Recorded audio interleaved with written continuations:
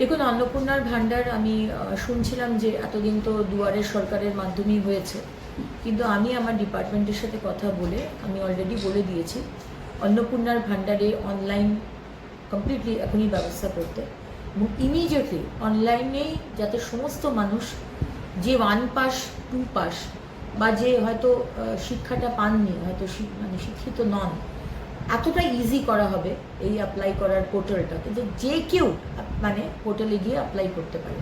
সুতরাং অনলাইনে অন্নপূর্ণার ভাণ্ডার আমার প্রত্যেকটি বাংলার মা বোনেরা যাতে অ্যাপ্লাই করতে পারে, আমরা কিন্তু সেই ব্যবস্থা করছি ইমিডিয়েটলি।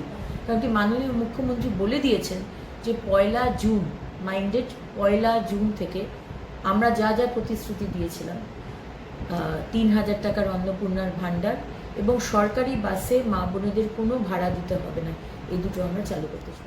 দেখুন, যারা লক্ষ্মীর ভাণ্ডার পাচ্ছিলেন তারা সবাই অন্নপূর্ণার ভাণ্ডার পাবেন। আমি আবার রিপিট করছি, যারা লক্ষ্মীর ভাণ্ডার পাচ্ছিলেন তারাই সবাই আবার অন্নপূর্ণার ভাণ্ডার পাবেন।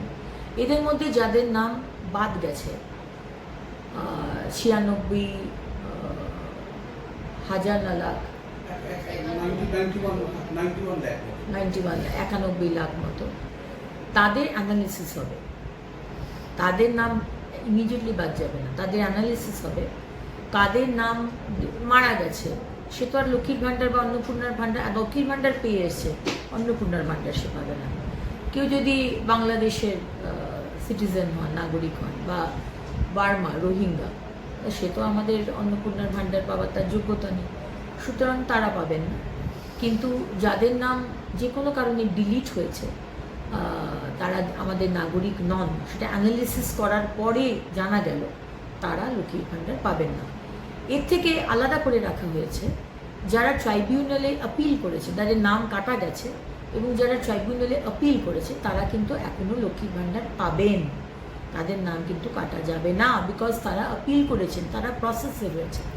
এবং যারা সিএ এর জন্য আপিল করেছেন তারাও কিন্তু অন্নপূর্ণার ভাণ্ডার পাবেন, তাদের নামও কাটা যাবে না। মানে ভোটার আইডি কার্ডে নাম থাকাটা বাধ্যতামূলক, মানে ভোটার আইডি কার্ড থাকাটা বাধ্যতামূলক। একদম, ভোটার আইডি কার্ড বা ভোটার লিস্টে তার নাম উঠেছে, যে কন্ডিশনগুলো আমি বললাম সবাই পাবেন।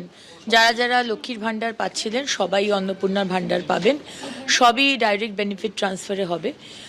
কিন্তু দেবার আগে 1 জুন মাননীয় মুখ্যমন্ত্রী বলেছেন 1 জুন থেকে ব্যাঙ্ক অ্যাকাউন্টে ঢুকে যাবে।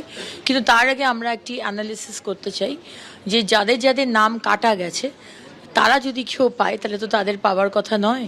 যিনি মারা গেছেন তার তো পাওয়ার কথা নয়, যিনি আমাদের দেশের নাগরিক নন তার তো পাওয়ার কথা নয়।